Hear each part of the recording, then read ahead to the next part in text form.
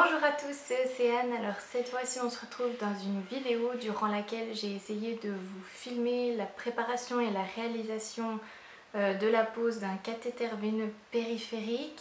Je perds pas de temps, je vous laisse tout de suite avec les images. Tous les soins faits aux patients, la première étape c'est de regarder s'il y a une prescription. Donc la pose d'un cathéter veineux périphérique, ça a lieu quand on a besoin de passer des médicaments. Donc si on a la prescription d'un médicament à passer par voie intraveineuse dans une perfusion, voilà, c'est ça la prescription. On regarde toujours qui a prescrit, est-ce que c'est signé, la date, voilà, c'est vraiment important d'avoir la prescription, c'est ce qui va vous permettre d'assurer de façon par rapport à la loi vos actes. Une fois que vous avez donc la prescription et qu'elle est valable, vous allez regarder dans le dossier de votre patient s'il y a des allergies, des contre-indications. Là, les allergies, ce sera par rapport à des molécules, à un certain médicament. Donc vous regardez aussi les contre-indications. Les contre-indications pour la pose d'un cathéter, ce sera s'il y a eu un curage ganglionnaire, s'il y a une hémiplégie, ça va se poser sur l'autre bras, celui qui n'est pas paralysé. Il ne faut pas qu'il y ait de lésions cutanées, pas de fistule artério-veineuse. Un cathéter, on évite de le poser en regard d'une articulation. Quand les personnes vont plier le bras ou le poignet, ça va couder votre cathéter. Plutôt sur les membres supérieurs, mais ça arrive pour quelconque raison qu'on pose des cathéters, ça peut se poser sur n'importe quelle veine superficielle du corps. Alors donc comme pour ma vidéo où je vous ai présenté la prise de sang, la pose d'un cathéter, donc dans la chronologie c'est exactement la même chose, c'est toujours, voilà, on rentre dans la chambre du patient, on réalise un chat, on se présente au patient, on veille à l'identité de son patient, on lui demande d'épeler son nom, son prénom, sa date de naissance, on explique au patient ce qu'on va faire, donc la pose d'un cathéter qu'on va laisser en place. C'est un embout en plastique qui va permettre de passer les médicaments qui lui sont prescrits. On demande bien évidemment l'accord de son patient. C'est le patient aussi, s'il n'y a pas d'hémiplégie ou qu'il n'y a pas de contre-indication particulière, qui décide du bras dans lequel il préfère que le cathéter soit positionné. Maintenant, je vais vous montrer donc la préparation du matériel.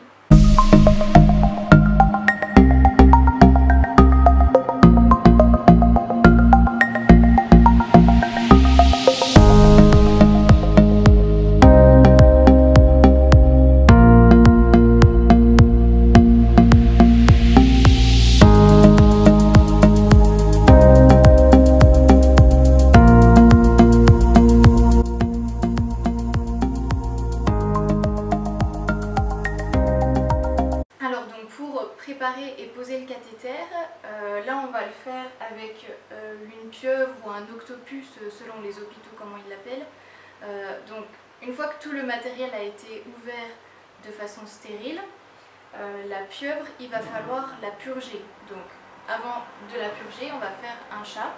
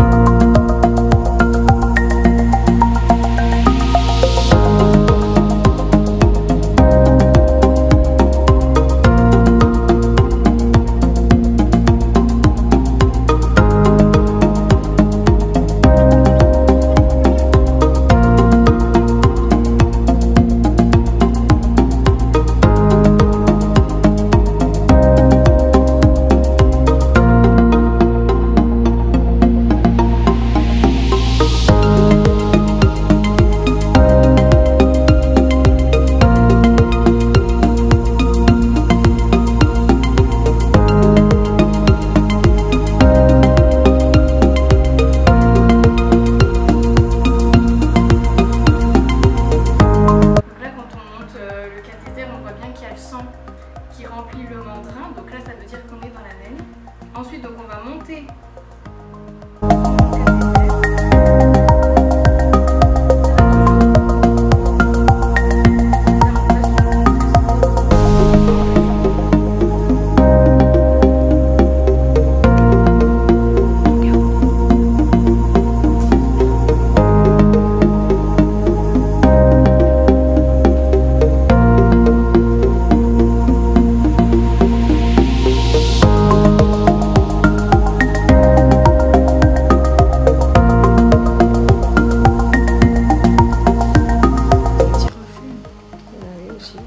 Voilà, comme les pieuvres c'est anti-reflux, en fait quand je vais injecter mon sérum Phi comme là, si on sent que le liquide passe, ça veut dire que le cathéter est correctement mis en place. Donc là je vais pouvoir reclamper.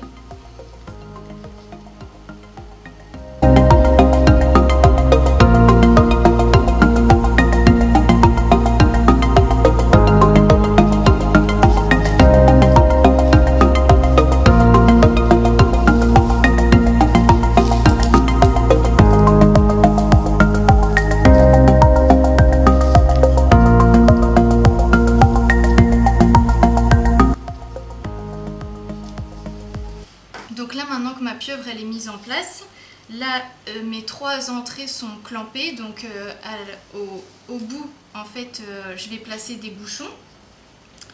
Et quand on voudra passer des médicaments par perfusion, la tubulure on va venir l'accrocher à cet embout-là et comme ça on va pouvoir passer les médicaments.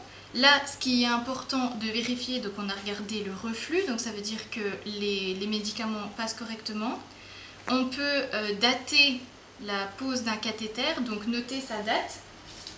Là ici il y a le petit papier qui permet de noter la date du cathéter. Important donc de regarder le point de ponction, de voir qu'il n'y a pas de fuite, que ça fait pas mal, que ça gonfle pas, de penser au patient, de demander si ça va. Ensuite on va le réinstaller et on va aller transmettre dans le dossier du patient la pose du cathéter. Nous, ce qu'on va faire, c'est ranger tout notre matériel. Donc je vais retirer mes gants, refaire un chat, jeter tout ce qu'il faut dans les bonnes poubelles et puis désinfecter mon chariot et le soin est terminé. Et ben voilà, écoutez, cette vidéo est terminée. En tout cas, la pause est terminée. J'espère que ce sera assez clair, assez complet. Comme vous l'avez certainement remarqué, j'ai commencé à partir sur la pose d'un cathéter vert et on voit qu'au final je pose un rose. Ben oui, ça se passe comme ça dans la vraie vie des étudiants et dans la vraie vie de tout le monde. J'ai pas réussi à poser le cathéter vert, je pense que la veine a roulé, j'étais pas... Des fois ça y est pas, donc j'ai pris le premier cathé qui est venu derrière et puis du coup j'ai posé un rose. Ce que je peux vous dire dans la pose du cathéter, c'est que quand on est étudiant au tout début, c'est vraiment quelque chose qui nous effraie beaucoup, c'est juste de l'entraînement. Franchement, moi j'en ai pas posé 20 des cathés et on voit très vite que l'aisance vient, donc faut en poser, faut en poser, faut en poser.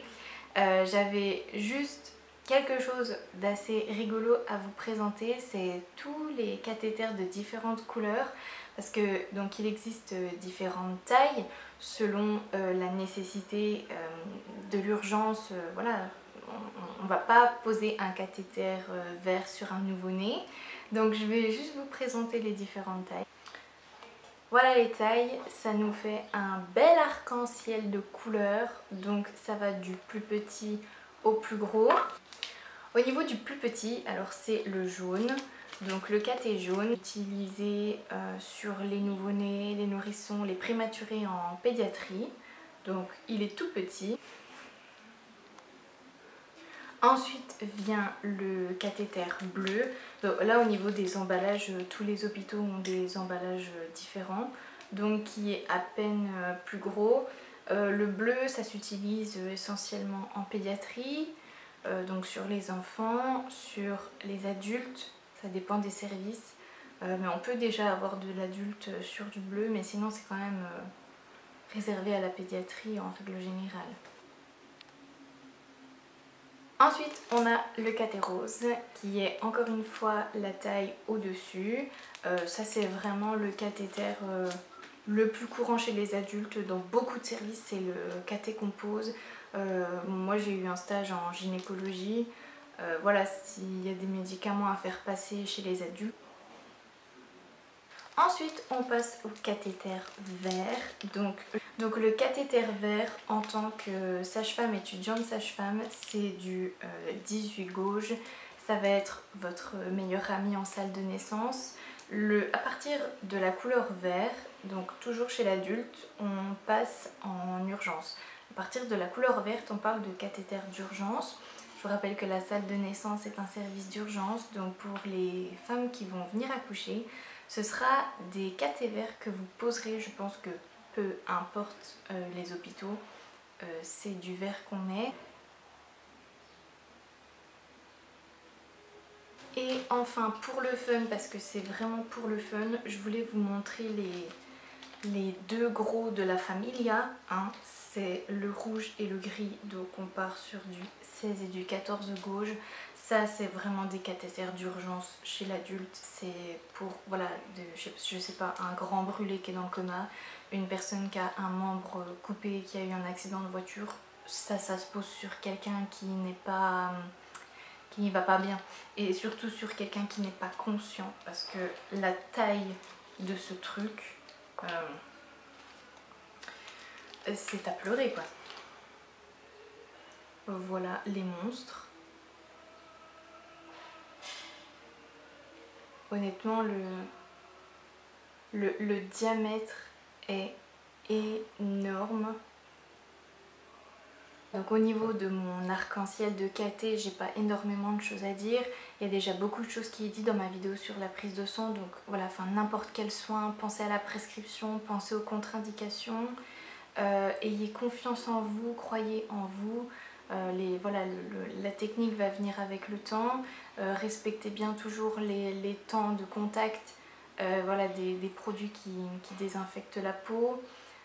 Faites attention quand vous posez votre tégaderme. Le tégaderme, il faut vraiment qu'il protège le point de ponction et une petite partie de la tubulure. Voilà, pensez vraiment à limiter l'accès aux germes. C'est vrai que c'est compliqué de ne pas toucher le point de ponction. C'est compliqué, voilà, quand on dévisse, quand on visse, tout ça, mais faites-le de la façon la plus propre possible. Sur ce, j'espère que la vidéo vous aura plu, qu'elle vous aura servi. Si vous avez la moindre question, comme d'habitude, je vous laisse le noter dans les commentaires. Puis sinon, je vous dis à une prochaine fois. Bye!